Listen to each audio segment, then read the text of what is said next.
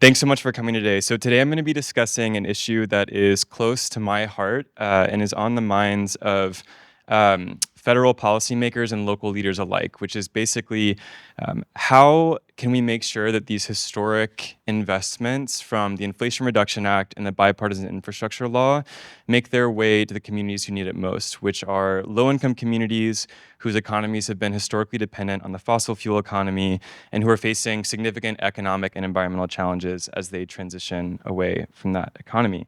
And to start, I do want to shout out the amazing team that made this project possible. My Capstone project is a small part of a longer study that my amazing co-researcher Selena Scott Buchler and I are doing, thanks to the support of the Chan Zuckerberg Initiative and our amazing team of advisors, Holmes Hummel, Michelle Anderson, and Gabrielle Wong-Prodi. So I want to start by talking about the opportunity before us today. As we speak, federal agencies are promulgating regulations and distributing hundreds of billions of dollars in funding for clean energy projects. And there are various efforts that those agencies are using to make sure that that funding arrives in the hands of so-called energy communities, which is a term coined by the Inflation Reduction Act to essentially refer to places whose local tax revenues, workforce, and kind of physical environment are intricately tied up in the fossil fuel economy. That is oil and gas and coal industries, whether extraction or processing.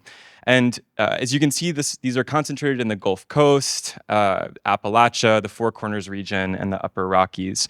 And really the goal here is to use federal investments to advance so-called just transitions. This means sustainable, economically diverse futures in the communities that powered our country. Our project focuses on a piece of that funding, which is competitive funding in the forms of grants or loans or technical assistance, where community organizations or local governments can reach out and apply for this funding. This is in addition to things like tax incentives, formula or block funding that is also funding this transition. But beyond the scientific questions and the policy issues that are implicated in this project, I also want to make sure we're grounded in the ethical and social questions underlying this research and this project. When we're talking about energy communities, we're talking about communities with histories of energy resource extraction and economies where folks' livelihoods and identities are really tied up in these industries. And these are the places that have powered our country for the last 100 years. And I think it really begs the question of all of us, what do we owe these communities in return? And how can we make sure that these communities can fully feel empowered and funded to create a more sustainable and resilient future for themselves? This presents a lot of challenges, and I want to outline a few at the outset that we'll revisit over the course of this presentation. First is that these communities often have little to no capacity to dedicate to grant or loan applications. These are often small towns, underfunded local governments, or nonprofit organizations who just don't have the staff time or money or resources to have a full-time grant writer or someone who's applying for this funding. Oftentimes, a lack of experience with applying for federal funding means that technical assistance is needed to help navigate federal bureaucracies and know how these processes work. And at a much more fundamental level, and the inspiration for this project, when community partners that Selena and I have worked with preceding this work talked about these challenges, was this notion that this funding just isn't for us. We haven't seen other coal, oil, or gas-dependent communities that have gotten funding for clean energy projects. And so we just don't believe this is possible. You know, the funding might be there, but we just haven't seen a proof of concept. So that's what gave rise to this project. The goal is to understand how communities that have successfully been the target of federal funding, federal climate funding from the Infrastructure Law and the Inflation Reduction Act, have overcome the barriers that oftentimes hold back these communities from this funding, and how we can assess what worked, what didn't, and produce case studies that other energy community leaders can use as guideposts on their own journey. We focused on two case study communities, Athens, Ohio, and Port Arthur, Texas, and Appalachia and the Gulf Coast. And the bedrock data that I'm going to be exploring today were 18 stakeholder interviews that Selena and I conducted mostly in person in these two communities in late March of this year, and subsequently over Zoom since then. I also learned for the first time how to code in vivo, so I want to thank Professor Wong-Prodi for that because I stumbled through a lot of iterations to make that work.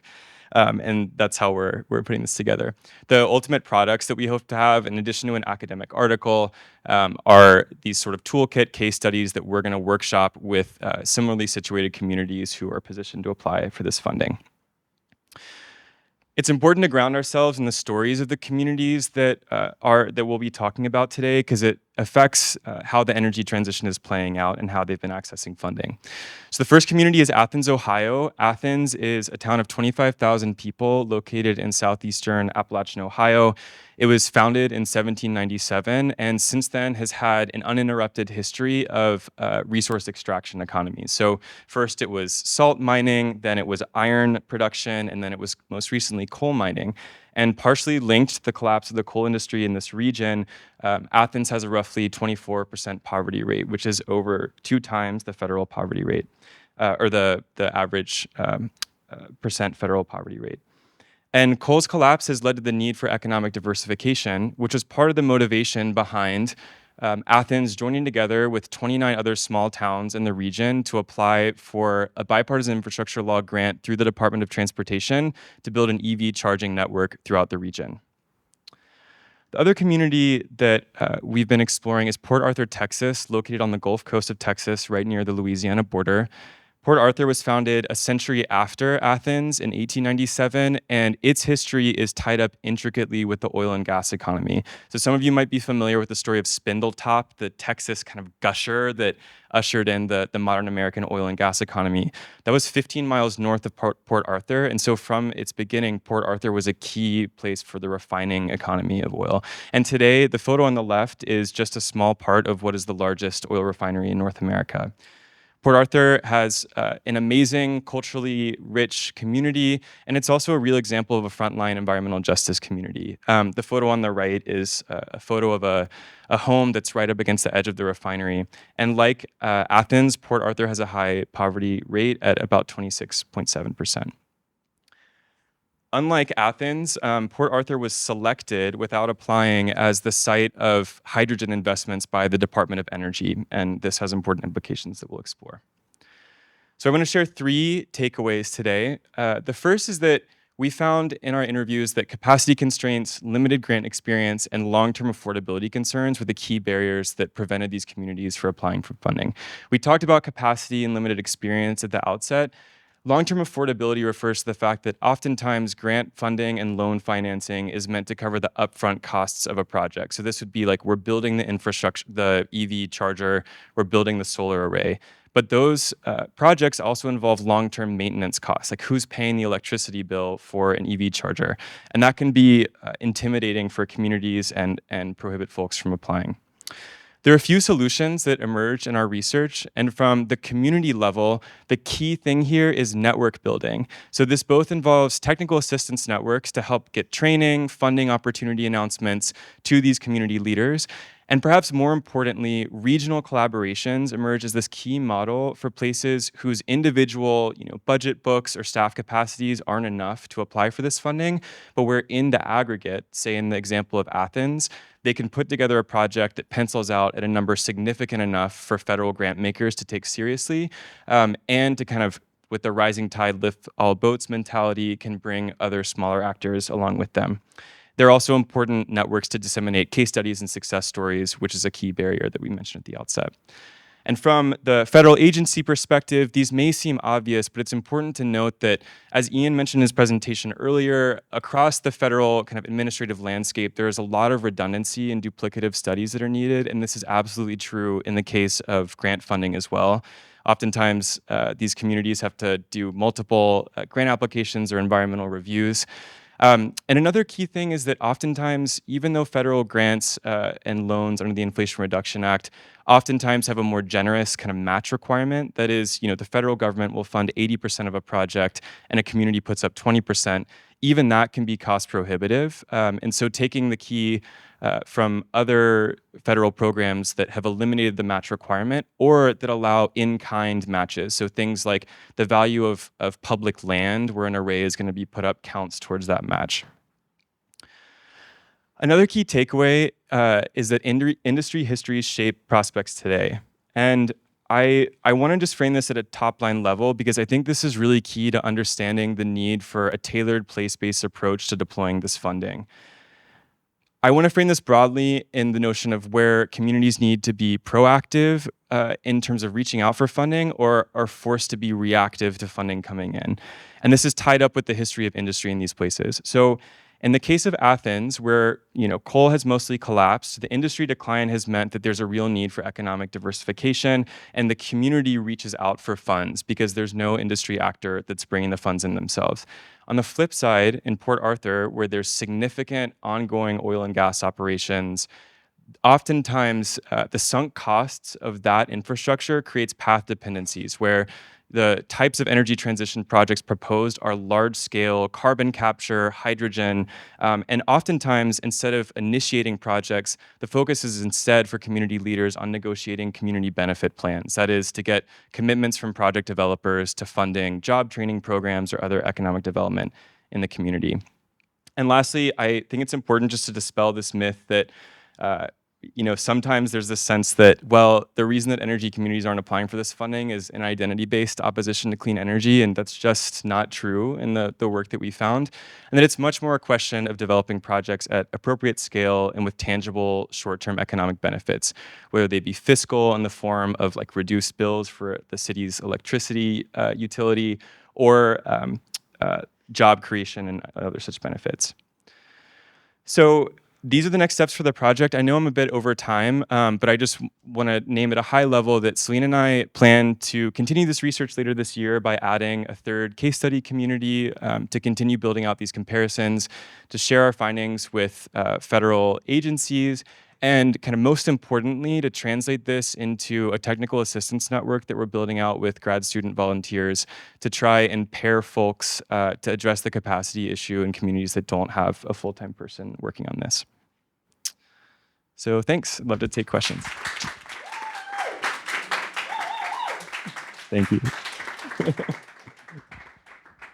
Thanks for a wonderful presentation, Ben, and congrats to both of you on this research. I'm curious, I'm really curious how you think about this in the context of comparing to Kelsey and Daniel's presentation about like other mechanisms for local government to exercise their power to sort of build a more sustainable future. And I guess I'm curious how you would compare and contrast like with capacity constraints such as they are, like the incremental hour spent on trying to secure grant funding versus like trying to exercise local power in some other way, how you think about that trade-off. Yeah, it's such a great question. I think the distinction here is maybe thinking about the construction of new infrastructure and the type of funding that's uniquely kind of earmarked for that type of project versus the policy tools and regulatory tools that local and state governments have at their disposal to address things like energy efficiency standards or other kind of like operational aspects of local governments. I think that part of what animated this research was the fact that this is a really time-limited window for these communities to reach out and grab this funding. And so I think we kind of are thinking about this as an all-of-the-above approach where, given the limited capacity, if folks are also pursuing the kinds of solutions that Kelsey and Daniel put out, they're also engaging in these kind of regional networks to also make sure they're grabbing that funding is really key. I think this especially applies, this project wasn't about this, but this is especially true in the context of tax credits for kind of new clean energy development, where a state could say, there are examples in states like Colorado, New Mexico, New York, and Washington, where states have created like state offices of just transition that are aimed to fill exactly this gap. But absent that, I think really seizing this moment to grab the federal funding is important. But yeah, thanks. Thanks. And without stereotyping too much, they tend to be communities that don't vote for politicians who would vote for things like the IRA and bill. So I guess how do you think about building the political will to make sure that there's these policies, all these great programs, into the future and not just kind of, in the present? Yeah, I mean, there's a real question of like what 2025 means. I think kind of two responses to that. The first, and this sort of dovetails with what Ian was saying, is that once the federal government has contracted with you to give you funding, that contract is legally enforceable. And so there's a lot of worry about what's going to happen to Bill and IRA funding in the event of a Trump reelection. But for communities that secure those contracts now, that funding, even if dispersed over a multi-year period, is legally enforceable. So I think that's one response. The other is that, and this kind of gets to the fiscal benefits piece. Selena and I met with a lot of mayors and city council people in really small towns in the Ohio River Valley outside of Athens, and this is really kind of deep politically red country, as is Port Arthur.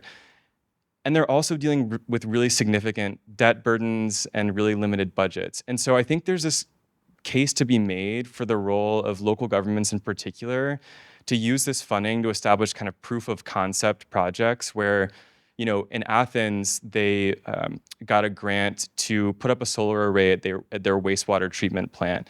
And the folks that we talked to about this were like, yeah, no one really understood what this was for, but we made sure to hide it behind the wastewater treatment plant where no one could see it and get mad about it. But then people realized that the electricity bill for the city was cut in half once we put that array in. And folks saw that we freed up that tax revenue for other kind of social spending. And that just made folks realize, okay, there is a tangible fiscal benefit. And whatever the kind of debate about identity-based opposition is, I think there was widespread recognition that once you can kind of get your foot in the door and show that, folks are more receptive. So yeah, I would say on the federal level, the legal enforceability kind of seize the moment point, and then also at the local level to kind of build out test cases. Great. My question ties into what you're just talking about also. And you can feel free to have the answer be like what you just said. I'm thinking in the case of Athens, they went through, like you pointed out, 3 different times of industries basically dying out. What's sort of the memory? How do they regard that, and how do they try to be proactive about it, or is really what's important proving the benefit of the changes that are suggested? Yeah, I think it's a great question. I mean, I think in both of these communities, there is a real history that comes up in every interview that we had of boom and bust cycles of development and crash. And then also a real kind of resistance to being extracted from again, that there's this notion that, multiple people in Appalachia referred to it as a colony within a nation, that the nation has kind of taken from to power the rest of the country, but not given anything back in return. And I think, certainly in Athens, that informs this broader kind of, we're not going to pursue the solution to the collapse of the coal economy is not another economic monoculture where we're just putting up solar everywhere and we're going to be reliant on the solar industry. It's we're going to build out an HVAC workforce. We're going to have a home electrification component. We're going to have small scale solar. We're going to have climate resilient ag. I think there's kind of this turn towards diversity of economic pursuits that this funding theoretically makes more possible. Yeah. And I don't want to speak for that's just kind of in response to those conversations, but I think that's a key force there. Yeah. Thanks.